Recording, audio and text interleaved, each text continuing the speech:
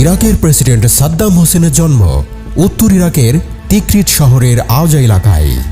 সৎ বাবার ঘরে সাদ্দামের জীবন সুখকর ছিল না। জন্মের পর বাবা নিরুদ্দেশ হলেন, তার মা আবার বিয়ে করেন। সাদ্দাম এরপর বাগদাদে তার মামার বাড়িতে বেড়ে ওঠেন। রাজনীতিতে তিনি সক্রিয় হন তার মামার সূত্র ধরে। সাদ্দামের মামা বাথ পার্টির সক্রিয় নেতা ছিলেন। 1957 সালের কথা, তখন সাদ্দামের বয়স মাত্র 20 বছর। এই তরুণ বয়সেই তিনি বাথ পার্টির সদস্য হন। দলে তার অংশগ্রহণ ও কর্মপরিধি বাড়তে থাকে। 1963 সালে বাথ পার্টি সরকার উৎখাত করে ক্ষমতা গ্রহণ করে, তবে সেটি দীর্ঘস্থায়ী হয়নি। 1968 সালে বাথ পার্টি আবার ক্ষমতা দখল করে। এটি সাদ্দামের জন্য মাইল ফলক ছিল, কারণ সেবার সাদ্দামকে ভাইস প্রেসিডেন্ট পদে নিয়োগ দেওয়া হয়। এরপর 1979 সালে ইরাকের প্রেসিডেন্ট পদত্যাগ করলে সাদ্দাম প্রেসিডেন্টের কার্যভার গ্রহণ করেন। ইরাকের ভাগ্য লেখার মানুষে ক্ষমতায় বসেন তিনি। তার শাসনামলে ইরাকের অর্থনৈতিক উন্নয়ন হয়, সাধারণ মানুষের জীবনমানের উন্নতি ঘটে। 1980 থেকে 1988 সাল পর্যন্ত সাদ্দামের নেতৃত্বে ইরানের বিরুদ্ধে যুদ্ধ পরিচালিত হয়। ইরানের বিরুদ্ধে প্রায় 9 বছর দীর্ঘস্থায়ী এই যুদ্ধে উভয় দেশের অর্থনীতি মারাত্মকভাবে বিপর্যস্ত হয়। এই যুদ্ধে কোনো দেশই চূড়ান্ত সফলতা পায়নি। ইরাক ইরান যুদ্ধে ইরাককে পেছন থেকে মার্কিন যুক্তরাষ্ট্র ও সৌদি আরব ইন্ধন জুগিয়েছিল। এই যুদ্ধে সাদ্দামের বিরুদ্ধে অভিযোগ ওঠে। অভিযোগটি ছিল 1988 সালে কুর্দি শহর হালাবজায় অভিযান পরিচালনা করে কুর্দিদের বিরুদ্ধে রাসায়নিক অস্ত্র ব্যবহার করে 5000 কুর্দির মৃত্যু ঘটান। এরপর সময়ের পালা বদলে সাদ্দাম 1990 সালে কুয়েত দখল করে নেন। এবার দাবার দান উল্টে যায়, যুক্তরাষ্ট্র কুয়েতের পক্ষ নেয়। কারণ আর কিছুই নয়, যুক্তরাষ্ট্রের উদ্দেশ্য ছিল মধ্যপ্রাচ্যকে অস্থিতিশীল করে সামরিক ও বাণিজ্যিক স্বার্থ হাসিল করা। মধ্যপ্রাচ্যের তেলের দিকে নজর যুক্তরাষ্ট্রের বহু আগে থেকেই। বিশ্ব চলে তেলের দামে, তেল অর্থনীতি চালায়। বিশ্বের প্রধান তেল উৎপাদনকারী দেশগুলোর একটি হচ্ছে ইরাক। খুব সহজ অঙ্ক, ইরাক ইরান যুদ্ধে যুক্তরাষ্ট্র ইরাকের পক্ষ নিয়ে লড়েছিল। তখন ইরাক যুক্তরাষ্ট্র গলায় গলায় ভাব। কিন্তু সেই বন্ধুত্বে ফাটল ধরল যখন সাদ্দাম হোসেন তার দেশের তেল দেশের উন্নয়নেই লাগাতে চাইলেন। ইরাকের তেল শুধু নিজের দেশের জন্য নয়, মধ্যপ্রাচ্যে জাতীয়করণের মাধ্যমে সামগ্রিক অর্থনৈতিক উন্নয়নের পরিকল্পনা নিয়ে এগিয়েছিলেন সাদ্দাম। তখনই বাধল ঝামেলা। ইরাককে অস্থিতিশীল করতে কুয়েত ইরাক যুদ্ধে যুক্তরাষ্ট্র পুরোপুরি চেহারা বদলে ফেলল। কুয়েতের পক্ষ নিল যুক্তরাষ্ট্র। তেলের জন্যই যুক্তরাষ্ট্রের এই খেলাটা টের পেয়ে যান সাদ্দাম। যুক্তরাষ্ট্র সেটা আর গোপন করেনি। কুয়েত যুদ্ধে ইরাক পরাজিত হলে সাদ্দামের বিদায় ঘণ্টা বাজানোই ছিল যুক্তরাষ্ট্রের উদ্দেশ্য। ইরাক কুয়েত যুদ্ধে মার্কিন যুক্তরাষ্ট্রের নেতৃত্বাধীন বাহিনী কুয়েতের পক্ষে প্রত্যক্ষ অংশ নিলে ইরাক পরাজিত হয়। ইরাকের পেছনে যুক্তরাষ্ট্রের রাজনৈতিক প্রভাব খাটানোর চেষ্টা সবার সামনে চলে আসে। ইরাকের কাছে ব্যাপক মানব বিধ্বংসী রাসায়নিক ও জীবাণু অস্ত্র রয়েছে এমন মিথ্যা অভিযোগ দাঁড় করায় যুক্তরাষ্ট্র ও যুক্তরাজ্য। তাদের নেতৃত্বাধীন বাহিনী 2003 সালে ইরাক আক্রমণ করে। এই যুদ্ধে সাদ্দামের বাহিনী পরাজিত হয়। সাদ্দাম আত্মগোপনে চলে যান। 2003 সালের ডিসেম্বরে মার্কিন সেনারা সাদ্দামের নিজ শহর তিকরিত থেকে তাকে আটক করে। সাদ্দামকে বিচারের মুখোমুখি করা হয়। বিশেষ আদালতে তার বিরুদ্ধে অভিযোগ তোলা হয় তাকে হত্যার উদ্দেশ্যে অভ্যুত্থানের চেষ্টা করেছে এমন অভিযোগে তিনি 1982 সালে 148 নাগরিককে ফাঁসি দিয়েছিলেন।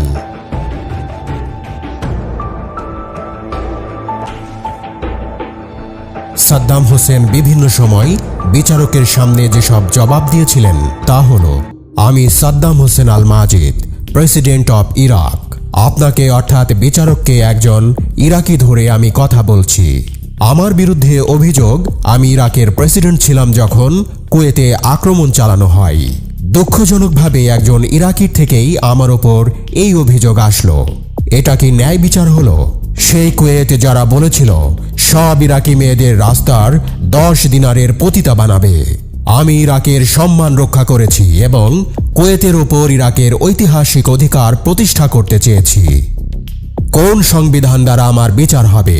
যে সংবিধান সাদ্দাম হোসেন সাইন করেছিল, নাকি সেই সংবিধান যা আমেরিকানদের দ্বারা লিখিত? তারা মিথ্যাবাদী। তারা ঘোষণা দিল আমাদের দেশে ব্যাপক বিধ্বংসী অস্ত্র রয়েছে, এখন বলছে তারা পায়নি, কিন্তু সাদ্দাম মিথ্যা বলে নাই। আমি এখনো আমাকে করা আঘাতের চিহ্ন দেখাতে পারি। ইরাক কখনোই মিথ্যাবাদীদের গ্রহণ করেনি, আজও করব না। 2004 সালের জুন মাসে সাদ্দাম হোসেনকে ইরাকি অন্তর্বর্তী সরকারের কাছে তুলে দেওয়া হয় বিচারের জন্য। এর আগের বছর ডিসেম্বর মাসে মার্কিন বাহিনী তাকে গ্রেপ্তার করে। জীবনের শেষ দিনগুলোতে তাকে পাহারা দিয়েছিলেন 12 জন মার্কিন সৈন্য। গ্রেপ্তার হওয়ার আগে তারা যে সাদ্দাম হোসেনের বন্ধু ছিলেন সেটা মোটেও নয়, কিন্তু এই 12 জন আমেরিকান সৈন্য সাদ্দামের শেষ সময়ের বন্ধু হয়ে উঠেছিলেন। আক্ষরিক অর্থেই শেষ মুহূর্ত অবধি তারাই ছিলেন সাদ্দামের সঙ্গে। ওই 12 জন সেনা সদস্যকে সুপার 12 বলে ডাকা হতো। তাদেরই একজন উইল বার্ডেন ওয়ারপার একটি বই লিখেছেন। বইটির নাম the prisoner in his palace, his American guards and what history left unsaid. Bangla করলে বইটির নাম হতে পারে নিজের প্রাসাদেই এক বন্দী, তার আমেরিকান প্রহরী, ইতিহাস যে কথা বলেনি। বইটি জুড়ে রয়েছে সাদ্দাম হোসেনকে তার শেষ সময় পর্যন্ত সুরক্ষা দেওয়ার অভিজ্ঞতা। মিস্টার বার্ডেন ওয়ারপার স্বীকার করেছেন যে তারা যখন সাদ্দাম হোসেনকে জল্লাদদের হাতে তুলে দিলেন ফাঁসির জন্য, তখন তাদের 12 জনেরই চোখে পানি এসে গিয়েছিল। নিজের এক্সারসাইজ বাইকে চড়তে পছন্দ করতেন সাদ্দাম। ওটার নাম দিয়েছিলেন পনি। মিষ্টি খেতে খুব ভালোবাসতেন, মাঝে মধ্যেই মাফিন খেতে চাইতেন। বার্ডেন ওয়ারপার লিখেছেন, নিজের জীবনের শেষ দিনগুলোতে সাদ্দাম তাদের সঙ্গে খুব ভালো ব্যবহার করতেন। ওই ব্যবহার দেখে বোঝাই যেত না যে সাদ্দাম হোসেন কোনো এক সময়ে একজন অত্যন্ত নিষ্ঠুর শাসক ছিলেন।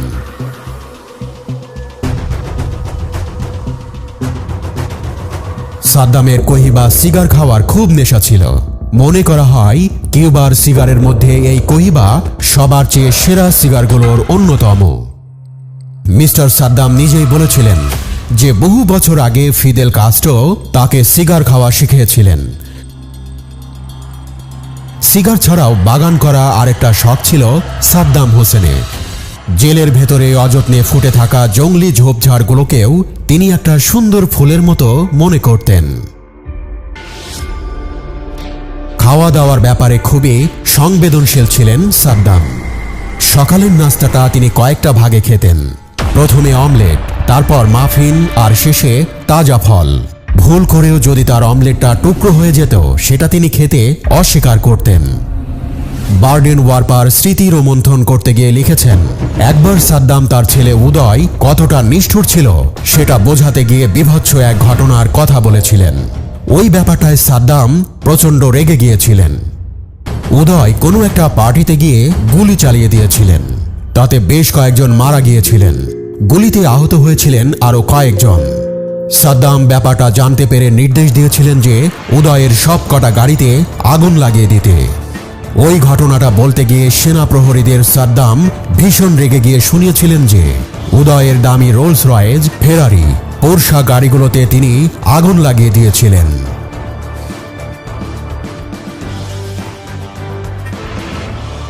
সাদ্দাম হোসেনের নিরাপত্তার জন্য নিযুক্ত আমেরিকান সেনারাই তাকে একদিন জানিয়েছিলেন যে তার ভাই মারা গেছেন। যে সেনা সদস্য খবরটা দিয়েছিলেন সাদ্দাম তাকে বুকে জড়িয়ে ধরে বলেছিলেন, আজ থেকে তুমি আমার ভাই। আরেকজন প্রহরীকে বলেছিলেন, যদি আমার সম্পত্তি ব্যবহার করার অনুমতি পাই তাহলে তোমার ছেলের কলেজে পড়তে যা খরচ লাগবে সব আমি দিতে রাজি। এক রাতে বছর 20 বয়সের সেনাপ্রহরী ডসন বাজে মাপে কাটা একটা স্যুট পরে ঘুরছিল। জানা গেল যে ডসনকে এই স্যুটটা সাদ্দাম উপহার হিসেবে দিয়েছেন। বার্ডেন ওয়ারপারের কথায় বেশ কয়েকদিন আমরা সবাই ডসনকে নিয়ে হাসাহাসি করছিলাম ওই স্যুটটার জন্য। ওটা পরে ও এমনভাবে হাঁটাচলা করত যেন মনে হতো কোনো ফ্যাশন শোতে ক্যাটওয়াক করছে ডসন। সাদ্দাম আর তার প্রহরীদের মধ্যে বন্ধুত্ব বেশ ঘন হয়ে উঠছিল, যদিও তাদের উপরে কড়া নির্দেশ ছিল যে সাদ্দামের ঘনিষ্ঠ হওয়ার চেষ্টাও যেন কেউ না করে। সাদ্দাম হোসেনকে মামলা চলার সময় দুটো জেলে রাখা হয়েছিল। এক জেল ছিল আন্তর্জাতিক ট্রাইব্যুনালের কয়েদখানা, আর অন্যটা উত্তর বাগদাদের সাদ্দামেরই একটা প্রাসাদে। ওই প্রাসাদটা ছিল একটা দ্বীপে, একটা সেতু পেরিয়ে ওই দ্বীপে যেতে হতো। স্টিভ হাচিনসন, ক্রিস টাস্করের মতে কয়েকজন প্রহরী ওই প্রাসাদেরই একটা স্টোর রুমে সাদ্দামের দপ্তর তৈরি করে দিয়েছিল। সাদ্দাম হোসেনকে একটা চমক দেওয়ার ইচ্ছা ছিল সবার। পুরনো ফেলে দেওয়া জিনিসপত্র থেকে একটা ছোট টেবিল আর চামড়ার ঢাকনা দেওয়া একটা চেয়ার নিয়ে আসা হয়েছিল। টেবিলের উপরে ইরাকের একটা ছোট পতাকাও রাখা হয়েছিল। বার্ডেন ওয়ারপার লিখেছেন, আমরা চেষ্টা করেছিলাম জেলের ভেতরেই সাদ্দামের জন্য শাসন কাজ পরিচালনার মতো একটা অফিস তৈরি করতে। যখন সাদ্দাম ওই ঘরটায় প্রথমবার গিয়েছিলেন, একজন সেনা সদস্য হঠাৎই খেয়াল করে যে টেবিলের ওপরে ধুলো জমে আছে। সে ধুলো ঝাড়তে শুরু করেছিল। ওই আচরণটা সাদ্দামের নজর এড়ায়নি। চেয়ারে বসতে বসতে তিনি মুচকি হেসেছিলেন। তারপর থেকে তিনি রোজ ওই চেয়ারে এসে বসতেন। তার নিরাপত্তার জন্য নিযুক্ত সেনা প্রহরীরা সবাই সামনের চেয়ারগুলোতে বসতেন, যেন সাদ্দাম নিজের দরবারে বসেছেন। নিরাপত্তারক্ষীরা চেষ্টা করত সাদ্দামকে খুশি রাখতে। তার বদলে সাদ্দামও সকলের সঙ্গে হাসি মশকরা করতেন। কয়েকজন রক্ষী পরে বার্ডেন ওয়ারপারকে বলেছিলেন যে তারা বিশ্বাস করতেন যদি তাদের কোনো ঝামেলায় পড়তে হয় তাহলে সাদ্দাম তাদের বাঁচানোর জন্য নিজের জীবনও বাজি রেখে দিতে পারেন। যখনই সময় সুযোগ পেতেন তখনই সাদ্দাম হোসেন পাহারার দায়িত্বে থাকা রক্ষীদের পরিবারের খোঁজ খবর নিতেন। বার্ডেন ওয়ারপারের বইটাতে সবথেকে আশ্চর্যজনক যে বিষয়টার উল্লেখ রয়েছে সেটা হলো সাদ্দামের মৃত্যুর পরে তার প্রহরীরা রীতিমতো শোক পালন করেছিলেন, যদিও তিনি আমেরিকার কট্টর শত্রু ছিলেন। প্রহরীদেরই একজন অ্যাডাম রজারসন উইল বার্ডেন ওয়ারপারকে বলেছিলেন, সাদ্দামের ফাঁসি হয়ে যাওয়ার পরে আমার মনে হচ্ছে আমরা ওর সঙ্গে বিশ্বাসঘাতকতা করেছি। নিজেদেরই এখন তার হত্যাকারী বলে মনে হচ্ছে। এমন একজনকে মেরে ফেললাম আমরা, তিনি যেন আমাদের খুব আপনজন ছিলেন। সাদ্দামের ফাঁসির পরে যখন তার মরদেহ বাইরে নিয়ে আসা হয়েছিল তখন সেখানে জমা হওয়া লোকজন মৃতদেহের ওপরে থুতু ছিটিয়েছিল। ওই ঘটনা দেখে হতভম্ব হয়ে গিয়েছিল আমেরিকান সেনারা। বার্ডেন ওয়ারপার লিখছেন, ওই নোংরামি দেখে হতবাক হয়ে গিয়েছিলেন তারা সকলেই, বিশেষ করে যে 12 জন তার শেষ সময়ে নিরাপত্তার দায়িত্বে ছিলেন। তাদেরই মধ্যে একজন ওখানে জমা হওয়া লোকজনের কাছে হাত জোর করে তাদের থামাতে চেষ্টা করছিলেন, কিন্তু দলের বাকিরা তাকে টেনে সরিয়ে নেয়। ওই 12 জনের অন্যতম স্টিভ হাচিনসন সাদ্দামের ফাঁসির পরেই আমেরিকার সেনাবাহিনী থেকে ইস্তফা দেন। হাচিনসন এখন জর্জিয়ায় বন্দুক চালনা আর টেকনিক্যাল ট্রেনিং দেওয়ার কাজ করেন। তার মনে এখনো ক্ষোভ রয়েছে, কারণ সেদিন যেসব ইরাকি সাদ্দামের মৃতদেহকে অপমান করছিল তাদের সঙ্গে হাতাহাতিতে জড়িয়ে না পড়ার আদেশ দেওয়া হয়েছিল তাদের। সাদ্দাম হোসেন কিন্তু শেষ দিন পর্যন্ত আশা করতেন যে তার ফাঁসি হবে না। 2006 সালের 30শে ডিসেম্বর 3টে নাগাদ ঘুম থেকে ডেকে তোলা হয়েছিল। তাকে জানানো হয়েছিল যে কিছুক্ষণের মধ্যেই ফাঁসি দেয়া হবে। এই কথাটা শোনার পরে সাদ্দামের ভেতরের সব বিশ্বাস ভেঙে পড়েছিল। তিনি চুপচাপ গোসল করে ফাঁসির জন্য তৈরি হয়ে নিয়েছিলেন। সেই সময়েও তার একটা ভাবনা ছিল, জানতে চেয়েছিলেন সুপার 12-এর সদস্যরাও কি ঘুমোচ্ছে। ফাঁসির কয়েক মিনিট আগে স্টিভ হাচিনসনকে কারাকক্ষের বাইরে ডেকে পাঠান সাদ্দাম হোসেন। লোহার শিকগুলোর মধ্য দিয়ে হাতটা বের করে নিজের রেমন্ড ওয়েল হাতঘড়িটা দিয়ে দেন স্টিভকে। হাচিনসন আপত্তি করছিলেন, তবে সাদ্দাম কিছুটা জোর করেই ঘড়িটা স্টিভের হাতে পরিয়ে দেন। জর্জিয়ায় হাচিনসনের বাড়ির একটা সিন্দুকে রাখা ঘড়িটা এখনো টিকটিক করে চলেছে।